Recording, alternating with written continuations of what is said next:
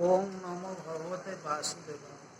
ओम नमो भगवते वासुदेव। ओम नमो भगवते वासुदेव। आजिर अनुचिंता जगन्नाथ उपरे मु गोटे छोटिया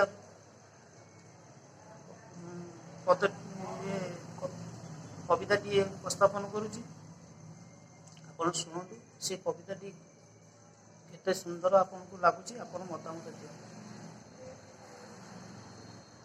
तू परा अटू से ही जगन्नाथ तो शक्ति तत्ते करि पारि नाही अंत।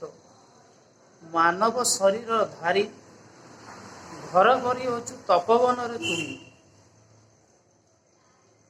त्राही माम शरण दियो हरि ए भवसागर तुमे ही कर पारि। यार अर्थ जे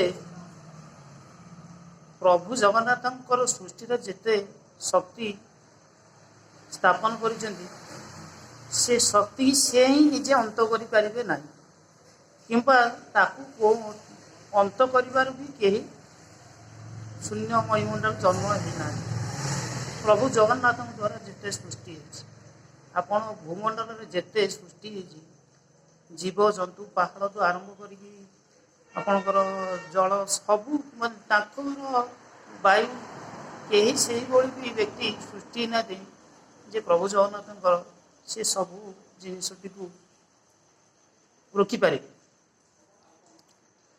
आउ सी पाइबा गले सी होती मानव शरीर धारी ए घर करी अच्छु तपोवन अर्थात तांकु पाइबा हेले से मानव शरीर आमको दर्शन देवे एवं आमर तप तप माने निष्ठार सहित प्रभु को डाकिबा प्रभु को उपवास करबा प्रभु नाम नेबा एहा द्वारा आमे प्रभु को निकटवर्ती हो पारिबा और तपोवन रे तांकु ही मानव शरीर रे पाइबा। ए सृष्टि महीमंडल से जन्म नहीं अछंती प्रभु जगन्नाथ मानव शरीर तांकु पाइबा बेले आम तप बल करबा पई पड़े। एति कहि मु आपन करूछु। आउ गोटे पदटी शेष पदे त्राही माम शरण दिय हरि। त्राही माम शरण दिय हरि ए भवसागर तुमे ही कर पारि। ए भवसागर तुमे ही कर पारि अर्थात जी शून्य महीमंडल प्रभु जो जगन्नाथ सृष्टि रचयिता जी तांको शरणापन्न हवा द्वारा ए भवसागर जेते दुखदायक जेते पीड़ादायक सी ही आमको भवसागर पारि कर छड़ा किए द्वितीय व्यक्ति ना।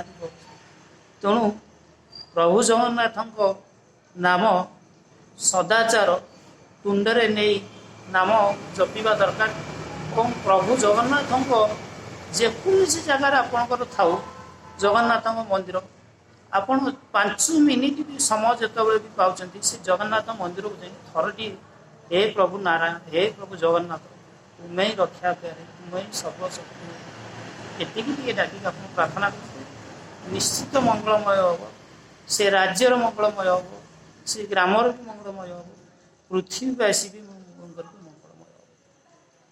जय जगन्नाथ जय जगन्नाथ जय जगन्नाथ।